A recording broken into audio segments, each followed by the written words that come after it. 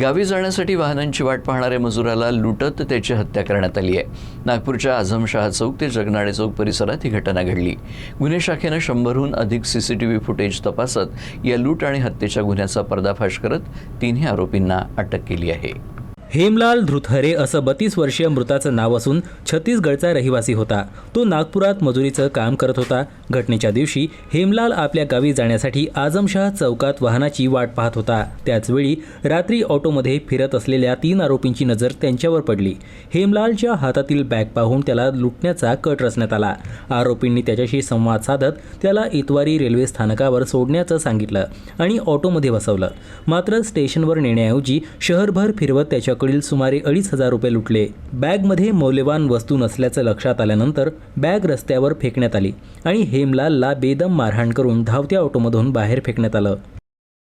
त्यांनी इतरत्र त्याला फिरवत बसले व त्या दरम्यान ऑटोत बसून त्याला मारपीट केली। मारपीट करताना त्याच्याकडून जे खिशातील 2,000 ते 2,500 रुपये ते हिसकावले।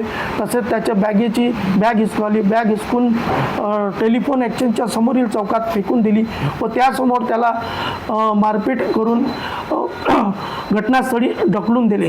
त्यावरून तो खाली पडला व खाली पडल्याने त्याला डोक्याला इतरत्र ठिकाणी मार लागला व त्याचा मृत्यू झाला। घटनेची माहिती मिळताच लकडगंज पोलिसांनी जखमी हेमलालला तातडीनं रुग्णालयात दाखल केलं। मात्र उपचारादरम्यान त्याचा मृत्यू झाला। त्यानंतर तपासाची सूत्रे क्राईम ब्रांच युनिट 3ने हाती घेतली। पोलिसांनी परिसरातील 100हून अधिक CCTV कॅमेऱ्यांचे फुटेज तपासले। ऑटोवरील गोलाकार साईड मिरर आणि मागील बाजूस फाटलेल्या कपड्याच्या आधारे संशयित ऑटोची ओळख पटली।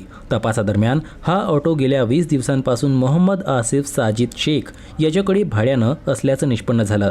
पोलिसांनी त्याला ताब्यात घेऊन चौकशी केली असता त्यानं गुन्ह्याची कबुली दिली। त्याच्या माहितीच्या आधारे प्रफुल्ल चौधरी आणि मोहम्मद आसिफ उर्फ मोनू या 2 साथीदारांनाही अटक करण्यात आली असून पुढील कारवाईसाठी तिन्ही आरोपींना लकडगंज पोलिसांच्या ताब्यात देण्यात आलं आहे।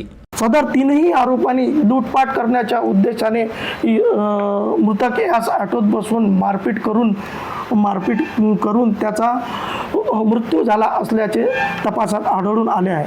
सदर 3ही आरोपीस ताब्यात घेण्यात आले असून तसेच ऑटो ताब्यात घेण्यात आला असून PS लकडगंज यांच्या ताब्यात देण्यात आले आहे। पुढील तपास ते करीत आहे।